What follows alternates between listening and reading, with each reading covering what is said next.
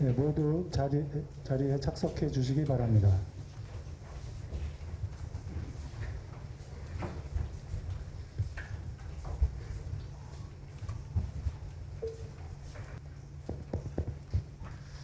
네, 이 한강 홍수 통제소 여러분들 다 고생이 많으십니다. 오늘 뭐 한강 홍수 통제 상황을 꼽고자는 취지는 아니고 그중에 한 예일 뿐인데 이제 장마가 시작됩니다. 근데 장마철에는 물론 기후 위기 때문에 예측 못하는 자연 재해가 발생할 수가 있죠.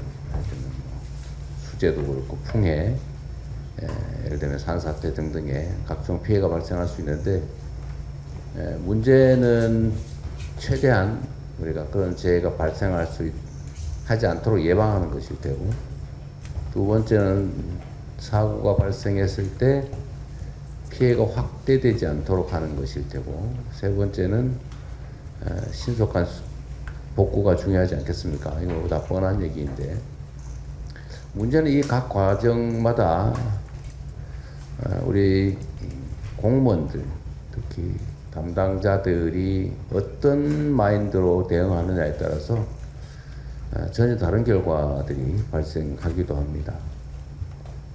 자연 상황이야 우리가 어떻게 할 수 없지만 그걸 최대한 예측하고 대비하는 것, 그 다음에 우리가 나름 만들어 놓은 규칙, 매뉴얼들을 철저하게 지키는 것,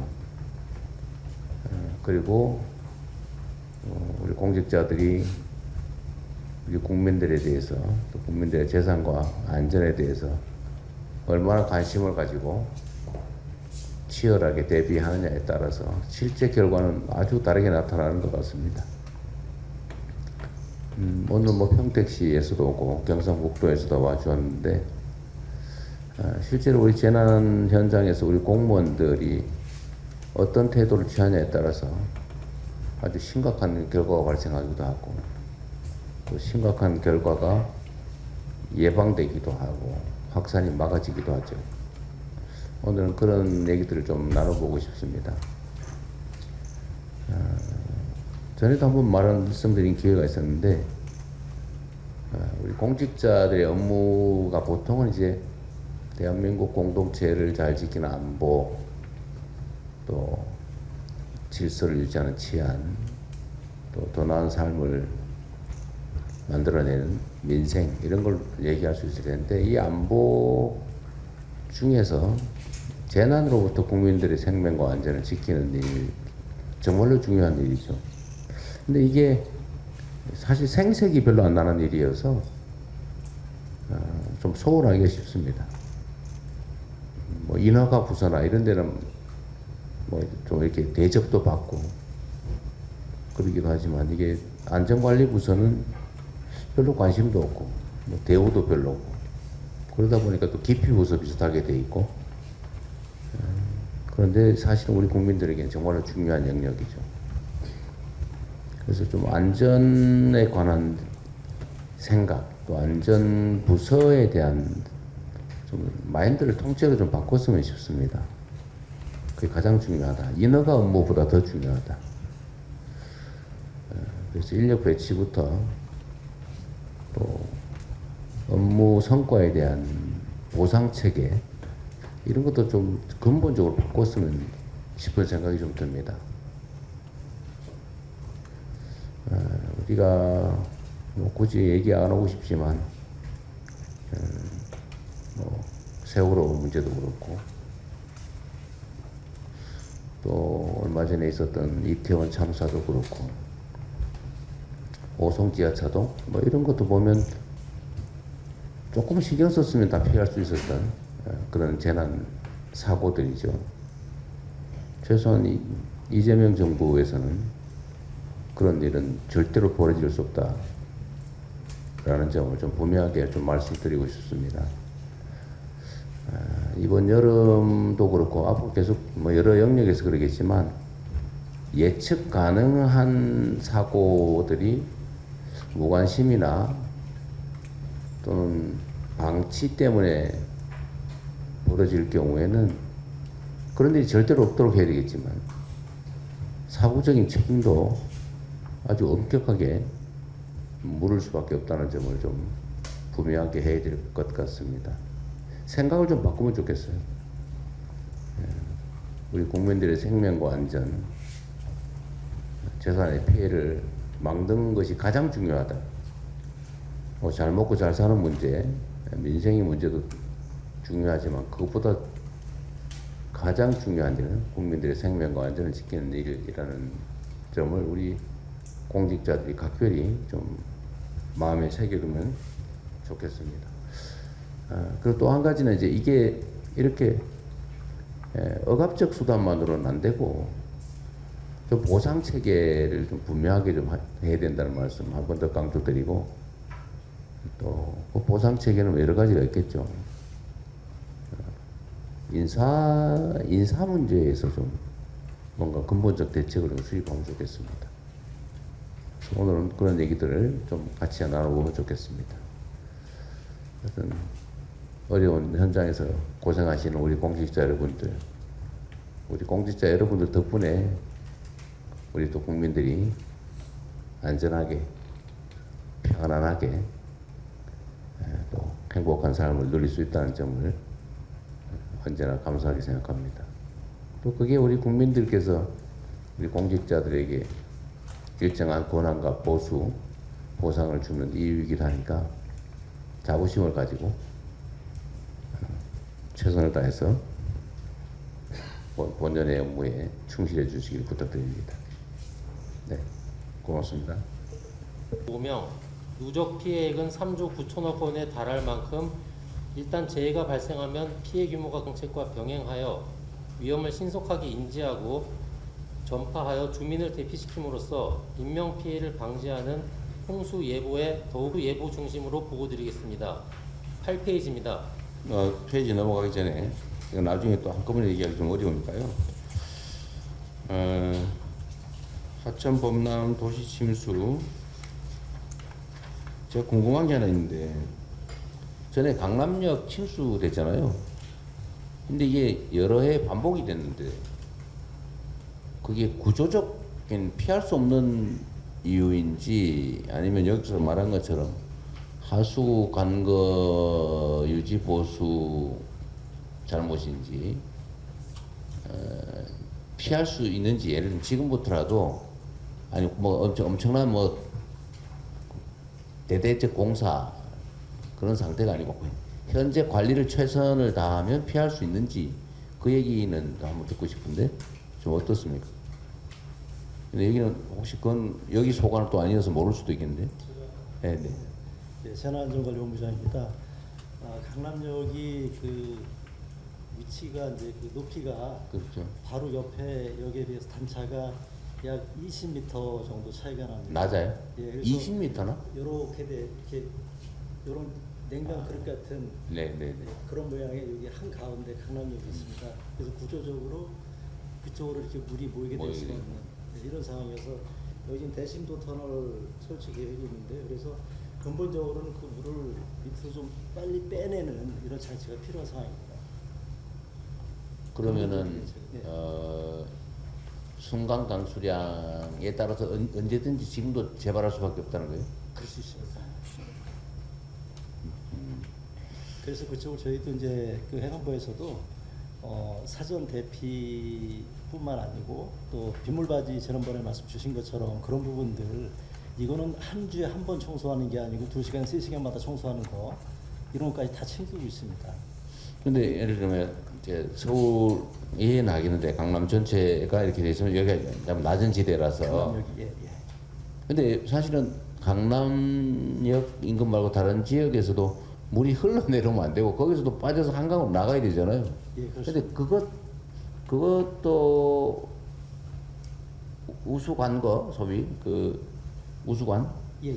그 관리를 좀 잘하면은 그 피해를 줄일 수 있죠. 줄일 수 있잖아요. 모이는 그 용량을 줄일 수 있지 않습니까? 예, 맞습니다. 근데 그 관리는 잘 되고 있는 거예요. 예, 그걸 하고 있습니다. 진짜로?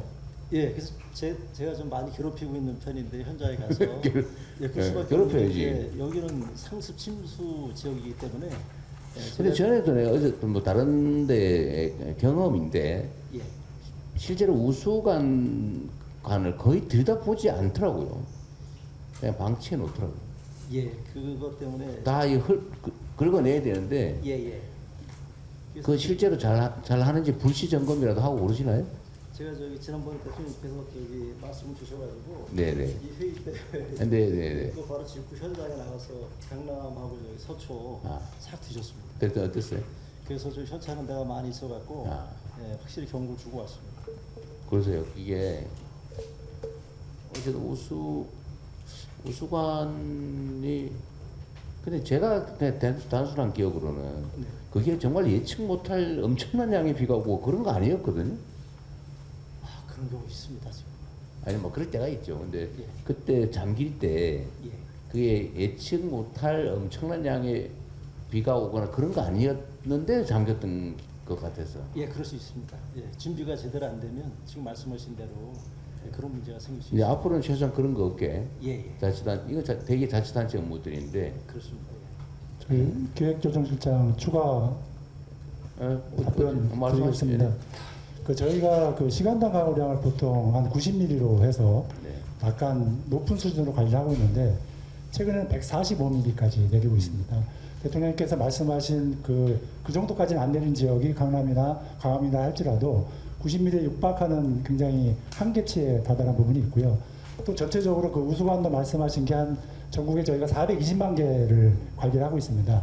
그 중에서 다 할 수는 없고 좀 이렇게 좀 낮은 지역, 중점관리 지역이라는 부분에 대해서 55만 개를 하고 있는데 그 법으로 의무화 재작년에 해서 저희가 한 2번 이상, 1.5번 정도나 가서 점검하는 그런 걸 했고 국민들께서도 이게 관심이 굉장히 많으셔서 신문고 제도에 그걸 올려놨습니다. 그래서 연간 한 2만 건의 또 신고를 주시고 또 신고받으면 의무적으로 또 지자체가 또 나가서 점검하는 체계를 하고 있습니다. 그러니까 예를 들면 이제 대개 도로를 타고 흘러내려 들어오는 거잖아요. 그냥 도로에 보면 우리 이제 이 장면을 보시는 국민들께서도 신고할 때 참고하시라고 내가 드리는 말씀인데 이 철창 비슷하게 돼 있는 빗물바지예요. 그게 막혀 있는 경우 진짜 많잖아요. 다니다 보면 있는지 없는지도 모르는 정도 막힌 데가 거의 태반인데 지금 관리 잘 안 되고 있잖아 사실. 근데 그런 게 결국은 거기로 물이 들어가서 우수관을 빠져줘야 되는데 그게 안 빠지고 그냥 도로 타고 쫙 흘러내리다 보면 맞습니다. 그 용량 추가되고 낮은 데로 다 모이는 거 아닙니까? 맞습니다. 예. 근데 그 신고를 그 저희가 이제 해관부에서 안전신문고라는 앱을 운영하는데요. 여기 회원이 약 120만 명이 돼요. 조금 아까 이제 저쪽에서 이제 그 말씀 주셨지만은 그 신고 건수가 굉장히 많이 늘고 있습니다. 그러니까 이 예를 들면 강남만이 문제가 아니라 강남 근처의 구들도 사실은 거기서 흘러 들어오는 거 아니겠어요? 그렇죠. 예. 안타깝긴 한데 그 원래 우수관이든 뭐든 제대로 관리해야 되는 거잖아 원래. 그러니까 관리를 안 하고 방치해서 그게 꽉 막혀 있고 거기다 풀자라고 막 이러는 거 있잖아요. 그 원래 그러면 안 되는 거잖아요. 저는 대통령님 말씀 전적으로 공감하는 게요. 실제 페이퍼상으로 말로는 이렇게 하면 된다라고 하는데 실제 현장에 가보면 그게 안 되는 게 많거든요. 그걸 되게 하는 게 저는 굉장히 중요하다고 생각을 합니다. 그러니까 앞으로는 그거 봐가지고 우수관 관로 관리 잘 안 하는 거 눈에 띄면 징계하죠. 돈이 없어 못하는 것도 아니잖아요 사실 요즘. 옛날엔 돈이 없어 못하는 것도 있었거든요. 요즘은 자치단체든 정부든 돈이 없어서 시설물 관리를 못한다. 그런 상황은 별로 없어 보이는데 좀 어떤가요? 돈이 진짜 예산이 부족이다, 뭐 인력 부족이다. 인력 부족은 돈만 있으면 고용해서 하면 되는 거니까. 돈이 없어서 못하는 경우도 많나요? 네, 그런 경우도 이제 일부 있습니다. 이제 돈이 없어서 관리 못한다는 자치단체는 지금 빨리 신고하라고 하세요. 예, 그래 나중에 돈 없으면 못했다는 소리 못하게. 돈이 없어서 진짜로 시설물 유지 보수. 그냥 새로운 시설물을 만드는 건 돈이 너무 많이 되니까. 그런데 기존에 있는 우호수관 관리는 결국 인건비 아닙니까? 네. 그거 파내는 거 아니에요? 네, 그렇죠. 그게 돈이 없어서 못하는 자치단체가 있으면 신고하라 그래야 돈을 대주도록 하시고, 예, 그런데도 관리 엉터리로 해가지고 일단 수재가 발생하면 나중에 문책을 아주 세게 하도록 하죠. 그렇게 하겠습니다. 네, 다음으로 넘어가시죠. 예, 8페이지입니다. 홍수 예보 및 전파 체계입니다. 행안부는 재난상황관리를 총괄합니다. 기상청은 기상예보를 실시하며 호우주의보 경보를 발령합니다. 이렇게 기상청에서 기상정보를 제공하게 되면 환경부는 물관리 주무부처로서 홍수 상황을 파악하고 관리합니다. 기상청에서 호우주의보, 호우경보 등 호우특보를 발령하면 환경부 본부 및 각 소속기관은 24시간 비상근무를 실시합니다. 홍수통제소는 기상청에서 제공받은 자료 및 수문자료 등을 바탕으로 하천의 수위를 예측하며 홍수 예보를 실시하여 위험한 상황으로 예측되면 홍수주의보, 홍수경보를 발령합니다. 이때 단문 메시지, 팩스, 안전안내문자, 내비게이션 등 다양한 수단을 동원해 대국민 관계기관 전파를 실시하게 되며 특히 VMS라고 하는 음성 메시지 그리고 직접 통화를 통해 부단체장에게 통보하여 지자체가 지체 없이 즉시 대응토록 하고 있습니다. 또한 강우에 따른 상류와 하류의 하천 수위 상황을 고려하여 홍수 조절을 위해 댐 방류 여부를 결정하는 등 지자체와 수자원공사 등 유관기관의 컨트롤타워 역할을 하고 있습니다. 환경부 소속기관인 뉴욕지방청은 각 청의 관내 국가하천 시설 점검 및 관리를 담당합니다. 홍수통제소에서 홍수특보를 발령하면 관내 위험 상황을 확인하고 국가하천 제방 유실 등 위험 상황에서는 기상 상황, 하류 하천 상황, 댐 상황 등을 종합 고려하여 홍수통제소의 승인을 얻어 수문 방류. 지자체는 관내 지방하천 시설 점검 및 관리를 담당하고 지방자치단체는 홍수통제소에서 홍수특보가 발령되어 위험하다고 판단되는 경우 주민대피 등 현장 조치를 실시합니다. CBS라고 부르는 안전 안내 문자입니다. 아래 그림에서 보시는 바와 같이 인근 지역에서 홍수특보가 발령되면 안전 안내 문자를 수신하게 되며 안내 페이지 확인함으로써 위험한 지역에서 벗어날 수 있도록 안내하고 있습니다. 전에 이 홍수 예보 전파 담당 직원이 이걸 제대로 안 해가지고 대형 사고 난 일이 있죠. 졸거나 아니면 업무 태만하거나 이래가지고 그걸 실시간에 계속 체크하고 있다가 알려줘야 되는데 그걸 안 알려줘가지고 아마 다른 데가 예보도 못 받고 그냥 침수도 안 한 애가 있죠. 그게 사실 있을 수 없는 일인데 그죠? 그거 하라고 월급 받고 그 자리 지키고 있는데 어떻게 그 시기에 그걸 안 해가지고 수천 수만 명이 피해를 입게 만드냐. 그거 있을 수 없는 일인데 그죠? 우리 뭐 결국 마인드인데 그거 앞으로 그런 일이 생길 수 있잖아요. 예를 들어 사람이라고 하는 게 하루 종일 그거 쳐다보고 있다 보면 뭐 매너리즘에 빠져가지고 뭐 졸다가 뭐 딴 일 하다가 뭐 놀러 갔다가 막 그러는데 근데 그러면 안 되잖아요. 그거 뭐 어떻게 하면 좋을까요? 그 부분 지금 말씀하신 부분들이 이제 맨 옆에서 누가 찌르고 있을 수도 없고. 개선은 되고 있는데요. 저희 해안부에서 안전 감찰이 있습니다. 그래서 이제 홍수통제소에서 이제 그 역할을 하고 있는데 그 홍수통제소가 이제 그 여름철 풍수의 기간에 그 제대로 비상 근무를 하고 있는지에 대해서 안전 검사를 계속 하기 때문에 최근에는 이제 그런 일은 이제 발생이 안 되고 있다 이렇게 말씀드렸습니다. 그러니까 이게 이제 사실 언제나 비상 상태에 대비한 담당 공직자가 있고 나름은 근데 그 업무를 제대로만 하면은 피해 확산이나 이런 건 어느 정도는 차단이 가능한데 얼마 전에 있었던 그 지하차도 어쩌고 하는 그 사건 때도 비슷한 일이 벌어졌지 않았어요? 이 전파 보고를 좀 늦게 해가지고 뭐 그랬다는. 네. 근데 그거 어떻게 계속 반복되는데? 그건 부주의잖아요. 뭐 일부러 그러는 건 아닌데. 네, 맞습니다. 그걸 어떻게 좀 구조적으로 자동으로 알람 형태로 해가지고 정신이 번쩍번쩍 들게 할 수도 없고. 대통령님, 수사원 정책관 잠깐 네네. 말씀드리겠습니다. 지금 현재는 이제 홍수 그 예보 상황이 되면 비상근무를 서고 각 홍수 통제소별로 14명이 동시에 이제 비상근무를 서게 됩니다. 그래서 말씀하셨던 것처럼 한두 사람이 어떤 뭐 부주의 이런 것보다는 공동으로 이제 그 비상근무를 서기 때문에 그런 그 우려는 이제 하지 않으셔도 된다고 생각합니다. 근데 홍수 문제는 워낙 지정이 돼 있으니까 이제 저번에 그 사고도 있었고 하니까 대비가 좀 나름 된 것 같은데 이제 중복 체크하고 뭐 지휘 라인도 있고 뭐 잘 갖춰진 것 같은데 이제 그거를 벗어난 일반적인 안전 관리 담당자들 얘기죠. 일반적인. 그 참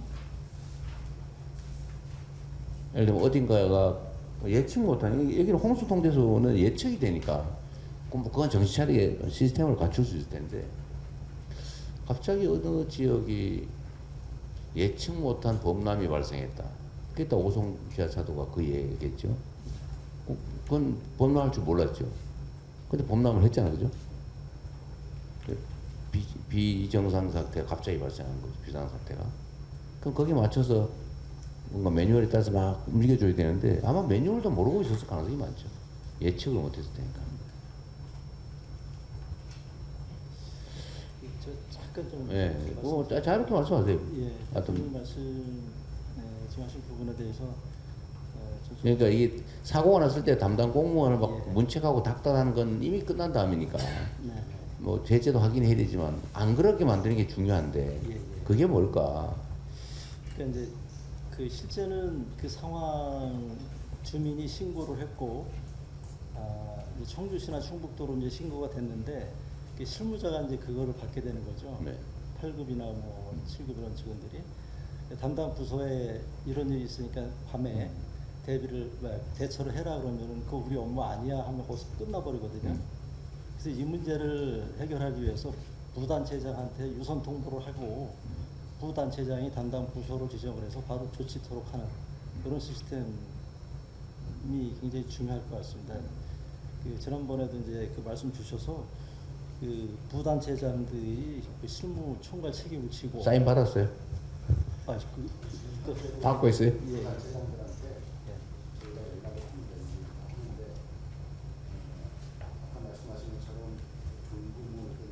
보는 그런 과거 시스템에서 작년부터는 AI에다가 홍수량, 강우량을 같이 주고 하천 아니 제가 말씀드린 그런 게 아니고 자동으로 뜹니다. 그러니까 그 루틴한 경우를 말하는 게 아니에요 지금. 네. 예를 들면 루틴하지 않은 비정상적인 상태, 갑자기 예를 들면 보가 터졌다든지 아니 제방이 무너졌다든지 이건 예측이 안 되는 거잖아요. 그럴 경우에 응급 대응이 그 오송 지하철도가 사실 그런 케이스거든. 넘쳤어 이미. 그건 그 잘못인데 그때 사후 대응이라도 신속하게 해서 도로 차단했으면 다른 데는 도로를 차단했는데 거기만 놔뒀다는 거 아니야 하필이면. 그러니까 이거는 사실 대응 잘못이죠. 근데 그런 경우를 어떻게 할 거냐. 지금 그 얘기 하는 중이세요. 말씀하세요. 예, 아까 말씀 주신 대로 부단체장이 일단 유선 통보를 받도록 돼 있고 만약에 받지 않으면 그에 따른 책임을 지게 하는 거고요.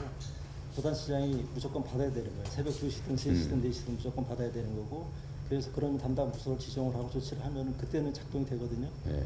근데 그렇지 않고 실무선에서 이렇게 왔다 갔다 하는 그렇죠. 거는 예, 거기서 중간에 끊어져 버려요. 어느 순간인가. 그 지하차도 관련해서 하나 덧붙여서 이렇게 말씀을 드리면은 저는 기계가 CCTV나 AI 이런 게 어떤 그 작동하는 데는 시간이 걸리기 때문에 이게 현장에서 굉장히 급박한 상황에서 적절히 대응하는 건 불가능하다고 보거든요. 그래서 그 각 지하차도마다 4인 배치를 하게 되어 있습니다. 특보 발령 시에는. 아 그런 거예요. 그래서 그 중에 한 사람은 경찰. 이게 왜냐하면은 일반 공무원들이 봉을 들고 가서 그렇죠. 차량 통제를 하면 말 안 듣거든요. 그래서 4인 1조가 현장에 가서 그 계속 상시 그 대기하도록 그렇게 좀 조치를 해놓고 있습니다. 그러니까 일선 공무원들 입장에서는 하여튼 벌어지는 예측 못할 긴급 상황이라는 게 너무 다양하기 때문에 그걸 다 외워놓을 수도 솔직히 없거든요. 매뉴얼 하면 이만큼씩 될 거예요. 그거 어떻게 공부하고 있을 수도 없고. 그러니까 그거를 일단은 중요한 건 책임감인데 사명감, 책임감인데 그거를 뭐가 일부러 그러진 않거든요. 뭐 공직자들이 설마 그러게 하겠습니까? 그런데 어쨌든 잠깐 나태해지거나 약간의 무관심, 방치 이런 게 이제 엄청 대형 사고로 이어지니까 이거를 어떻게 할지 한번 연구를 한번 해봐 주세요. 뭐 어쨌든 이게 좀 브레인스토밍을 하든지. 네. 저는 제일 중요한 게 어쨌든 책임감이거든요. 예. 내 손에 사람들의 수천 수만 명 또 수백 명 수십 명의 생명이 달렸다. 제가 그 침수되는 거 있잖아요, 집. 네. 그 침수되면 진짜 죽을 지경이거든요. 막 냉장고에 잠기고 그 막 변기 막 올라오고 그래 봐. 이거 어떻게 살아 사람이. 엉망이 되죠. 예. 근데 보는 사람 입장에서는 통계 하나일 뿐이거든요. 몇 집 침수. 근데 당하는 사람은 정말 죽을 맛이고 심지어는 죽잖아요, 사람이. 예. 근데 이게 내 손에 그런 게 달렸다 이렇게 생각하면 그러기 어려운데 내 가족들이 내 부모가 이 상황에 처할 수 있다 그러면 그렇게 나진 않거든요. 근데 그 어떻게 그 사명감과 책임감을 불어넣어 줄 거냐. 결국 공직자들한테 제일 중요한 게 인사와 포상 아닙니까? 인사, 포상, 제재. 이거를 어떻게 좀 잘 배합해서 그러니까 안전관리부서에는 유능한 인재들이 지원하게 하고 또 보내고 빨리 승진시켜주고 성과에 따라 철저하게 보상해주고 오늘 사실은 경북하고 평택에서 워낙 잘한 사례가 있다길래 저기도 어떻게 포상이나 보상을 할까 연구하다 지금 말았는데 어쨌든 그 시스템을 좀 만들어야 되지 않을까 싶어요. 네, 맞습니다. 그 행안부가 담당이니까 예, 예. 그걸 일선 공무원들한테 좀 한번 몇십 명 모아가지고 뭘 해주면 정신 바짝 차리고 잘할까 그런 거 한번 토론도 한번 해보시고 이렇게 해주십시오. 전 너무 감사드립니다. 네, 한번 재난 관리에 대해서 관심들 사실 별로 없는데 이렇게 또 각별하게 신경 써주시니까 네, 너무 감사드립니다. 제일 중요해요. 네. 그 제일 훌륭한 인재가 재난안전관리본부 맡고 있는 거 아니에요? 행안부 1차관을 원래 재난 담당을 시켜야 돼요.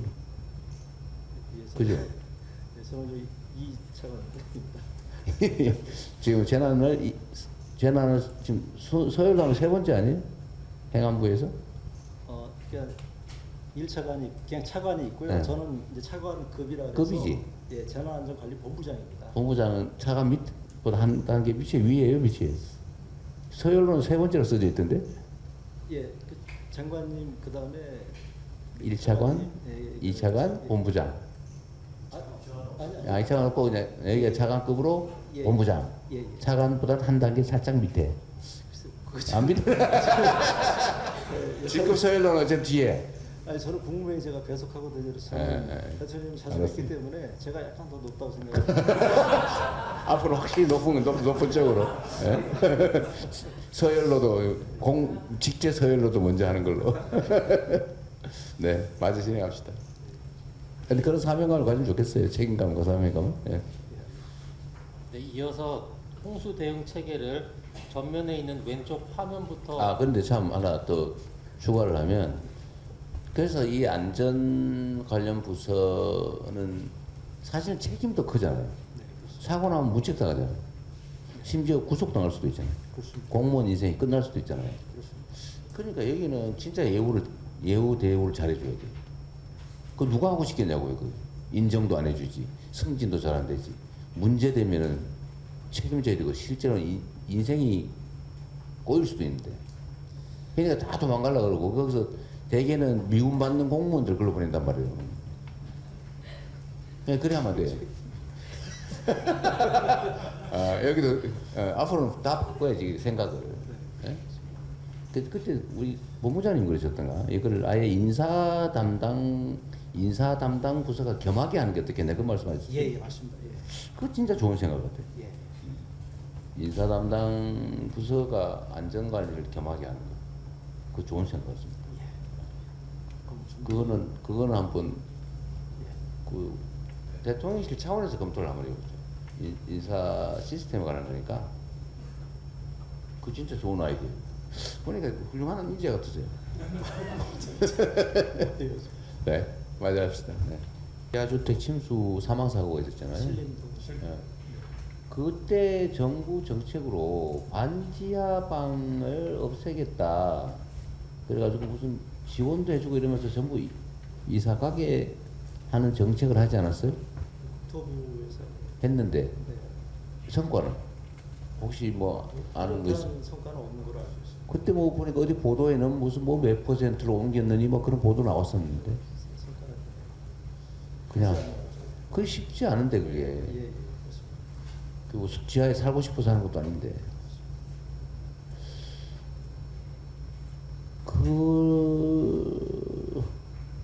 그런데 그 침수되는 지하방 그것도 대충 예측되는 데잖아요. 예를 들어 지하방은 쭉 있는데 네. 그 중에서 좀 이렇게 낮은 지대에 있거나 아니면 전에 한번 잠긴 일이 있거나 또 잠긴 데 근처이거나 이런 거 파악은 한번 해본 게 있나요? 서울시가 가장 많은데요. 약 그렇지 지방에 뭐 그 지하에다 지방에 집 질 일이 없겠죠. 한 5만 개소 정도 대략 되는데 이제 이런 문제가 있습니다. 이제 거기 물막이판이라 해서 차수판을 설치하고 네. 그 지하에서 이렇게 역류에서 들어오는 역류 방지 장치 이런 걸 설치를 하는데 사실은 이거는 임시 방편입니다. 그렇지 하수 올라오는 거는 사실 전체 수익 올라가면 막기가 어렵지. 역류 방지 장치를 하더라도 예. 올라오는 자체는 원천 봉쇄는 불가능하겠죠. 예. 확 올라오는 걸 막겠지만 그리고 차수판도 물을 다 막을 수가 없어요. 그렇죠. 뭐새 들어가겠죠. 네, 그래서 그래도 이거는- 확 대량으로 들어오는 건 맞겠지만 예, 그렇습니다. 그래서 목적이 사람 목숨 구하는 게 목적이라면 차수판 설치, 역류 방지 장치는 이건 보완적인 장치인 거고 대피하는 게 유일한 답입니다. 빨리 그들이 그 반지하 주택에서 대피하도록 하는 게 지난번 신림동 사례 같은 경우는 그 지하 주차장에 한켠에 그 만들어 놓은 집인데요. 지하 주차장 출입구를 통해서 물이 들어갔습니다. 이거는 막을 방법이 없습니다. 그렇죠. 지하 주차장에도 차수 시설을 하는 데가 있긴 있던데 설치 추진하고 있습니다. 그때. 새로 설치하는 거예요. 근데 이제 아파트 주차장 그 건물 자체가 노후되고 막 이래서 이제 이게 간극이 없이 네, 완벽하게 이게 판이 설치된다는 게 거의 불가능합니다. 그렇죠. 요즘 뭐 옆으로도 새 들어가겠죠. 예. 그럼 뭐 어떻게 해요? 5만 가구쯤 된다고요. 이 침수 가능성이 있는 지하방, 반지하방이 예, 약 그렇습니다. 예. 5만 개. 그래서 사실 장기적으로는 좀 지금 뭔가 주거 대책을 만들어서 좀 대책을 세우고 없애야 되는데 그 없애지지가 않죠. 있는데 안 쓸 리가 없잖아요. 예, 그렇습니다. 이게 만약 그분들을 다른 데로 옮기면 근데 반지하방은 되게 불법 아닌가요? 그까지 제가 대체적으로 반지하방은 그 지하 대피소라고 지어놓고는 방으로 바꾼 것들 아닌가? 반지하로 허가가 나요? 주거용으로 안 나는 걸로 아는데. 나중에 한번 체크 한번 해보세요. 그거는 좀 확인 한번 해보겠습니다. 불법인지 합법인지 아마 어느 시점부터는 제가 허가가 안 난 걸로 알고 있고 네. 상당수는 불법인 걸로 알고 있고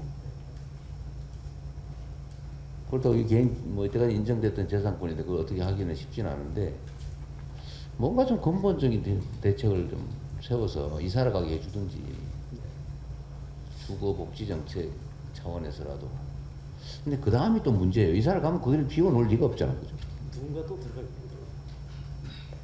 그러니까 그거를 좀 근본적으로 정책실에서요.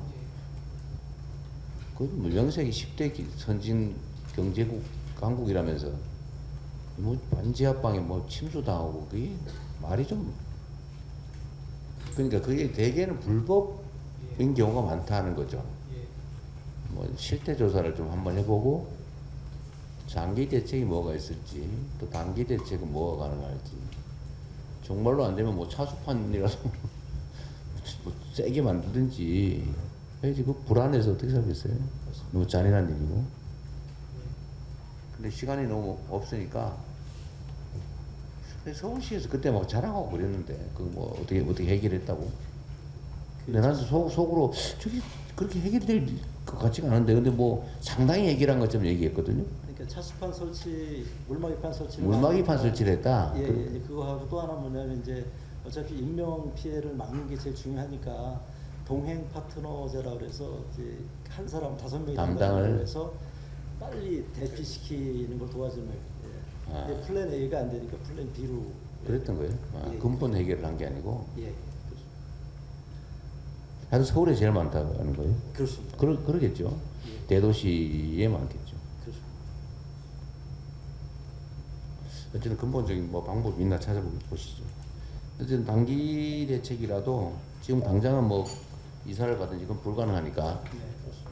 이번 여름에는 좀 장기는 지하 반지하 방 작년 재작년 대비 피해 규모를 제가 체크를 해보도록 하겠습니다.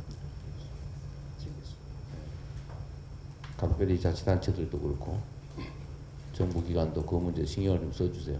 그러니까 아마 매년 잠기는 피해 세대 수가 통계가 있겠죠. 그리고 그래프로 제가 그래프 좋아하거든요. 이렇게 올라가냐 내려가냐 예. 잘 챙겨 보시고 대비도 좀 잘해주세요. 할 수 있는 범위 내에서. 네, 대통령님 그 반지하 관련해서 보충 보고를 드리면은 반지하 관련해서 한 4만 6천 군데 가구에 대해서 아까 말씀드린 차수판 이 들어가는 데나 이런 데 막는 거 있고 또 들어가면 주방이나 뭐 거실, 욕실 이런 데 역지변이라고 역류 방지 시설 설치하는 그런 부분이 조치가 됐습니다. 그리고 아파트 주차장 같은 경우에는 1,338곳 거기에 이제 차수판을 설치하는 그런 작업들을 했는데요. 이런 구조적인 대책이 본부장 보고 드린 대로 뭐 일종의 한계가 있습니다. 그리고 결국에는 요즘처럼 집중호우가 오는 상황에서는 그걸로 구조적인 대책이 충분히 되지 않기 때문에 결국에는 비구조적으로 저희가 대피를 시킨다든지 그런 추가적인 대책을 계속해서 마련할 수 있도록 하겠습니다. 집이 침수돼서 살림 다 망가지는 것, 더하기 인명피해가 발생한 인명피해 발생은 최소한 그건 막아야지. 네. 어떤 뭐 비상배를 각 집에 다 설치해 놓든지 아니면 막 장길 같으면 강제로 깨우게 그렇습니다. 네? 뭐 그런 거라도 하든지. 나오시도록 해야겠다 예. 일단. 새벽에 이러면 사실은 자다가 당하는 거 아니에요, 대부분. 어쨌든 뭐 사소한 대책이라도 최대한 만들어 보시죠. 네. 좋습니다. 예, 계속해서 보고 드리겠습니다. 마을 단위 사각지대입니다. 우리 동네 풍수의 안전망 사업을 추진하겠습니다. 지금 산사태 날 가능성이 상당히 많죠. 맞습니다. 예, 그래서 이제 뭐 수목을 제거한다든지 거기 급경사면 관리를 한다든지 해가지고 추가적인 2차 피해 발생에 지금 집중하고 있습니다. 그리고 그 얘기 나온 김에 얘기 소관인지 아닌지 모르겠는데 지금 그 전에는 산불 났는데 마을이 불탄다는 건 우리는 상상을 못했고 뭐 LA에서나 있는 일인 줄 알았는데 이제 우리도 산불 나면 당연히 지금 민가가 불타는 상황들이 발생하잖아요. 근데 그게 내가 예를 들어보니까 그 집이나 건물 근처에 있는 나무를 좀 뱄으면 좋겠는데 그 절대로 못 베게 해가지고 특히 사찰들이 그런 얘기를 많이 하더라고요. 좀 수목 제거를 좀 해야 이게 불이 옮겨오는 걸 좀 막을 텐데 거의 숲과 건물이 붙어 있대요. 아니 심지어 겹쳐 있대요. 그 나무 밑에 들어가 있는 형상이라 산불이 나면 대책이 없다고. 근데 그건 일정한 기준을 정하든지 해가지고 뭐 주거지역 또는 건물로부터 뭐 몇 미터까지는 뭐 수목 제거를 좀 허용을 한다든지 그 산림청하고 좀 얘기를 해가지고 좀 기준을 좀 정해보는 거 어떨까요? 네, 그 굉장히 합리적인 말씀이시고요. 그 부분 맡은 저희가 준비를 좀 하겠습니다. 이제 사유재산이라 그 주인이 동의를 하지 않으면은 어떻게 할 수 없는 부분이 많은 게 그렇군요. 예, 심지어는 산에 지금 불에 탄 나무인데 이게 옆으로 경도가 돼서 위험하거든요. 이거를 그냥 못 빼요, 자칫하게. 그러면은 현행 법규상으로 안 되면 입법을 하시죠. 예를 들면 뭐 산림재해 방지법이든지 뭐 방지 규정을 만들어 가지고 그거 할 수 있게 하면 되잖아요. 뭐 남의 재산 훔치는 것도 아니고. 그럼 필요하면 법률 규정을 하나 만들어 보시죠. 입법을 해결하면 되겠네요. 어쨌든 그 문제는 좀 해결을 해야 되겠어요. 그 일정한 안전지대를 만들어야지. 안 그러면 또 산불 났는데 집탈 걱정을 하는 지대가 됐어요. 네, 맞습니다. 전혀 그런 걱정 안 합니다. 예.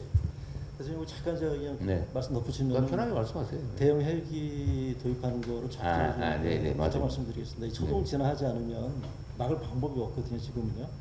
그래서 초동 진화를 하기 위해서는 지금 우리가 쓰고 있는 까목푸는 3,000리터밖에 안 돼요. 그래도 괜찮은 편 아니에요, 그게? 그나마 괜찮은 건데 주력 헬기인데 산림청에 근데 그 정도 갖고는 안 되고요.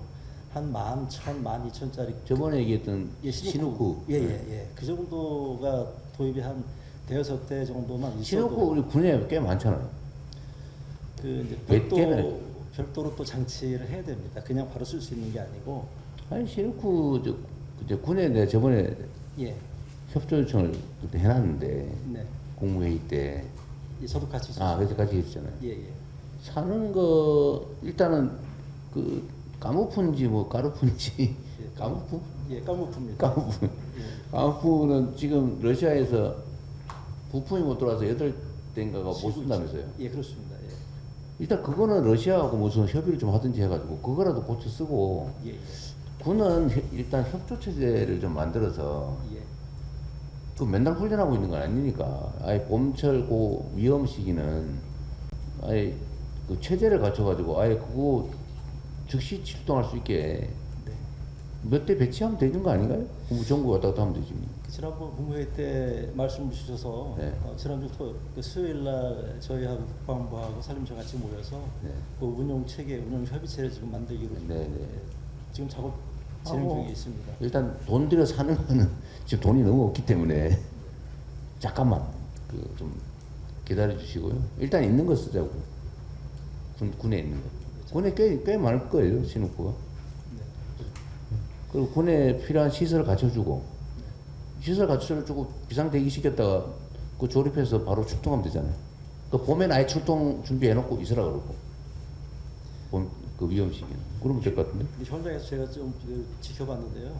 이 훈련이 많이 필요하겠더라고요. 네. 이 타점을 잘 못 맞추더라고요. 그냥 높아서 그렇대.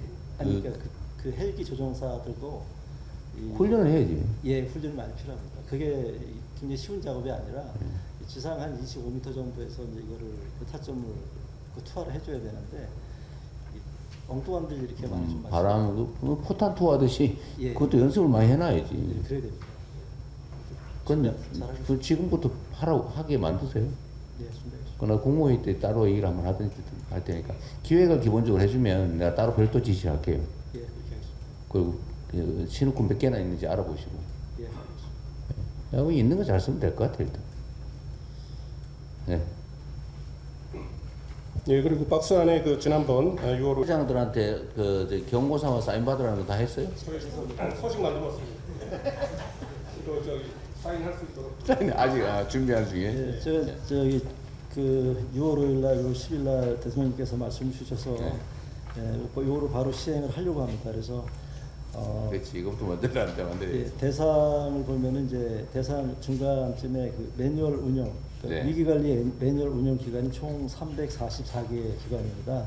거기에는 이제 중앙부처가 44개, 시도 17개, 시군구 226개, 공공기관 57개에서 네. 344개 기관을 대상으로 해서 그 그러니까 중앙부처는 차관급, 지자체는 부단체장, 공공민간기관은 부기관장이 서명하도록 하되 기관도 해야 되는 거 아니에요? 주무장관인데. 아니 차관이 예, 여기 차관급으로 말씀하셨습니다. 그 다음 페이지에 보시면 그 부기관장하고 실장, 국장도 같이 함께 서명하도록 해서 잘하셨습니다. 맨 뒷줄을 좀 부탁 말씀드리는데 아까도 이제 대통령님 좋은 말씀 많이 주셨는데요. 재난 안전관리 담당자에 대한 파격적인 인센티브 검토도 같이 병행 네, 검토가 그러십시오. 필요하다는 말씀 예. 드립니다. 그거는 뭐 잘 만들어 오시면 웬만하면 의견대로 할 테니까요. 그거 제일 중요해요. 인허가가 뭘 중요해? 응? 사람 생명 안전 지키는 게 더 중요하죠. 근데 지금은 다 인허가 부서가 가장 우선이제 가 있잖아요. 그래 하면 안 되지. 네. 어쨌든 아주 모범적으로 재난에 대응 대비를 잘 해주셨는데요. 우리 그 평택의 안전총괄과장님은 지금 그 과장으로 계신 지 얼마나 됐어요? 이 부서에서 2년 근무 2년 근무했어요? 네, 정년 얼마 남으셨어요? 3년 남았습니다. 3년 남았어요? 네. 그 과에서는 원래 하던 일이에요? 아니면 본인이 만든 저기 뭐 일종의 매뉴얼이랄까 그런 건가요? 어떤 매뉴얼? 아까 요 지하차도 관리하는 거 그 매뉴얼은 해양부에서 기본적으로 돼 원래 있는 있는 건데 매뉴얼이 예. 재난 유형이 한 30가지 유형대로 매뉴얼이 돼 있습니다. 각종 재난에 따라서 각각의 매뉴얼이 따로 있습니다. 그걸 잘 지키신 뭐 네. 사례, 뭐 되게 사례네. 그, 아까도 얘기했지만 재난에 대응하는 매뉴얼 무지하게 많죠. 이런 경우 저런 경우 아마 그 2년 동안 다 외워도 다 못 외울 것 같은데. 한 30여 개. 네. 어쨌든 수고하셨습니다. 큰 사고 날 뻔한 것들을 잘 방어해 주셨네. 경북은 이거는 새로 우리 이철우 지사가 만든 거예요? 예, 이철우 지사님 계실 때 작년에 만들었습니다. 작년에. 예, 23년도에 이제 수해가 많이 나서 사람이 여러 명 돌아가시다 보니까 이제 민간이 개별적으로 하는 거를 이제 관에서 주도적으로 한번 해보자 해서 작년에 만들어서 조개 지역 마을을 이제 주민 피해 없이 잘 대피시키는 그런 모범 사례입니다. 사고, 산사태 등등 사고 나는 걸 못 막는 게 쉽지 않으니까. 예. 그 경우에 근데 지금 산사태는 위험 지역을 다 알려주죠. 네, 알려주는데요. 그 토양 함수율 뭐 이걸 기준으로 해서 이제 산림청에서 산사태 위험 지역 이렇게 이제 해줄 때 꼭 이게 들어맞지 않는 게 하늘에서 비가 얼마만큼 많이 내리느냐가 더 오히려 더 큰 그럼 영향을 내가 하나 물어볼게요. 근데 이게 일종의 교집합이 되는 경우가 있잖아요. 예를 들면 위험 지역으로 알려줬고, 근데 안 알려준 지역에서 산사태가 나기도 하고, 알려준 데서 나기도 하고 하잖아요. 알려준 데가 난 게 많아요? 안 알려준 데가 많아요? 안 알려준 데가 훨씬 많습니다. 안 알려준 데가 훨씬 많아요. 예보가 그렇게 훌륭한 성과를 내지는 못하는 거네. 안 하는 것도 낫겠지만. 근데 이제 앞으로 계속 발전시켜 나가야 될 부분인 것 같습니다. 그럼 그 산사태 난 데를 계속 분석할 거 아니에요? 예, 그렇습니다. 그러면 산사태 예보 지역을 계속 늘려 나가겠죠. 뭐 그러니까 위험 요소를 더 추가 발굴하게 되는 거겠죠. 네, 그렇습니다. 평가도 좀 바꾸고 비중도 바꾸고 뭐 해서. 예, 경북 북부 지역 같은 경우는 이제 그 사과 재배를 네. 이 산에다가 막 사과를. 팔분선 위쪽에다 하거든요. 아 그런데 그래요. 위로 올라갈수록 당도가 높다 그래서 점점 올라가는 추세에 있고 산사태는 이제 사람 손탄 데가 산사태가 나잖아요. 주로 그렇겠죠. 예, 그리고 사과 가송 같은 경우는 그 근처에 집이 있어요. 그러니까 뭐라고요? 그 근처에 집이 있습니다. 아 그렇죠. 예. 그러다 보니까 인명 피해가 동반되는 겁니다. 산사태가 나면서. 그러다 보니까 그거를 근본적으로 문제를 풀기에는 한계가 있고 해서 이제 플랜 B로 인명 피해를 최소화하자 하는데 이제 그 경북하고 저희가 같이 지금 그 논쟁도 있죠. 임도 개설을 하는 게 산불 방지에는 도움이 될지 몰라도 네. 산사태 같은 자연재해를 더 크게 만든다. 이래가지고 해자 말자 논쟁이 벌어지고 있죠. 그 정확하게 좀 말씀 주신 거고요. 그 이게 이제 27,000km거든요. 길이가요. 임도 길이가. 임도 현재 만들어진 임도가 예. 응? 이거를 관리를 이제 측구로 아래서 이렇게 임도가 있으면 여기 산 경사에 있는 쪽으로 측구가 있거든요. 네. 물이 빠지게. 그리고 중간중간에 물을 빼주는 배수관이 있어요. 그렇죠. 근데 이거를 27,000km를 다 관리한다는 게 과연 가능할까? 이런 부분에 대한 그러게요. 산불을 막기 위해서 임도를 만드는 거는 좀 효과는 그러니까 확실히 있습니다. 산림 관리를 위해서 임도를 만드는 건 말이 되는데 네. 산불을 막기 위해서 임도를 개선한다는 건 그거 좀 차라리 진짜 그 헬기하고 산불 방지 부대를 만들어 가지고 지키는 게 돈이 적게 들지 그게 그죠? 그거는 이제 아니 논쟁이 좀 있는 것 같긴 해. 예, 그렇습니다. 그 저기 사실 아까도 얘기했던 거에 연장선인데 어쨌든 재난안전관리 공무원들 입장에서는 이거 뭐 잘해봐야 생색도 안 나고 막았다는 거는 근거가 안 남잖아요. 사고가 나면 확실하게 표시가 나는데 열심히 해가지고 날 사고를 막았다는 건 표시가 안 나잖아요. 저희는 음지에서 일하고 양질 지향하는 그런 마음으로 하고 있습니다. 그것은 말 보던 구인데. 그러니까 실제로 그렇죠. 이게 성과는 눈에 안 띄고 실패만 눈에 띄는 특수한 영역인데, 그러니까 이게 의욕을 갖기도 어렵고. 그러니까 이걸 어쨌든 좋은 사례들은 최대한 발굴해가지고 보상을 많이 해야지. 어쨌든 인사 문제도 그렇고. 이 두 분이라도 어떻게 좀 수를 찾아보세요. 너무 근데 뭐 감사합니다. 지방자치단체, 지방정부 소속이라 뭐 중앙정부 어떻게 쉽게 하긴 어려운데 네. 저기 가방권을 준다든지 가방권 뭔지 알아요? 가방권 가방권 알아요? 그러니까 가임 방지권이라고 나중에 문제 생길 때 한 번은 봐준다. 농담이고요. 어쨌든 저기 뭐 제가 포상 보상이나 뭐 그런 거라도 잘 챙겨 보십시오. 제가 잘 만들어 보겠습니다. 예, 그러니까 뭐 포상 보상이 가능하잖아. 예. 그죠? 네네. 뭘 원하는지 한 모르도 보고. 제가 사실은 조사를 한번 해봤거든요. 예. 근데 첫째는 이제 인사는 쉽지가 않죠. 예, 자칫한 근데- 사정이 있는데. 예, 그게 제한적이고요. 두 번째는 휴식권 보장이라 해서 아 휴가 주는 거 그거 좋습니다. 주말에도 이제 뭐 없고 그러니까 비가 뭐 주말에 또 주로 많이 오잖아요. 그러니까 주말에 주로 와요? 그건 아닌 것 같은데. 사기 주말에 비가 많이 오고 예, 밤에 비가 아 많이 진짜? 예. 실제 야간 시간에 많이 머피의 법칙 같은 거겠죠. 그렇게 생각이 되는 거겠지 네, 설마. 그렇습니다. 네, 그렇습니다. 네. 그래서 그 뭐 3년 이상 근무한 직원한테는 뭐 2주 동안 마음대로 그냥 푹 쉬게 한다든지 또 몇 년 더 근무하면 안전관리 부서는 잘하면 예, 물론 포상으로 그렇게 해서 그 말이죠. 예, 예. 무조건 해주자는 게 아니고. 아, 그럼요. 일단 휴가는 권고를 좀 해가지고 해주세요 그러면. 예.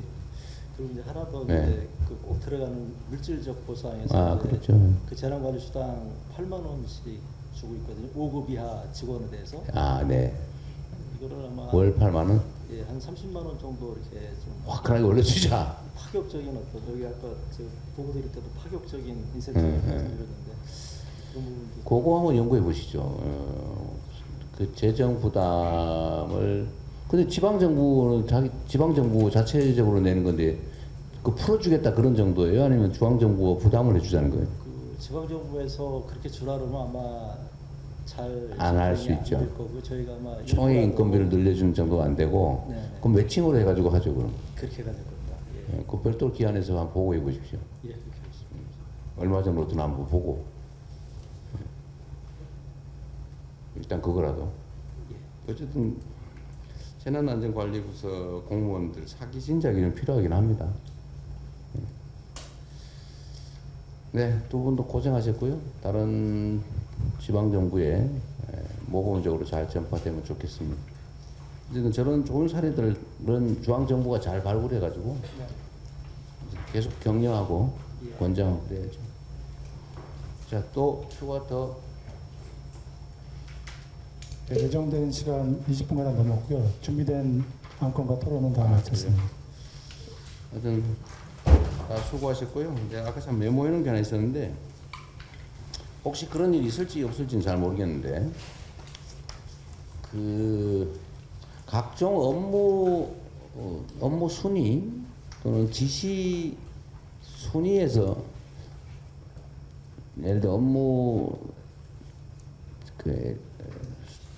그 재난안전 업무, 재난안전 관련 지시 우선 그런 거를 하나 원칙으로 정하든지 해가지고 예를 들면 똑같은 지시를 동시에 받았다. 그러면 재난안전 업무 우선, 재난안전 관련 업무 지시 우선 요거를 어떻게 원칙으로 하나 정해가지고 그런 경우가 뭐 쉽지는 않겠지만 네. 그래도 있을 것 같아요. 예를 들어 동시에 뭐가 문제가 됐을 때 그걸 우선한다. 그 원칙을 하나 정해서 전파하든지 지침을 하나 만들든지 좀 그래 주시면 어떨까 싶네요. 하여튼 그게 제일 중요한 일이다. 가장 중시된다. 이걸 보여줄 필요는 있을 것 같습니다. 행안과 지침 만들어서 전파하면 그러십시오. 긴 시간 고생하셨습니다. 네. 자, 마치도록 하시죠. 네, 이상 전문회의를 마치겠습니다.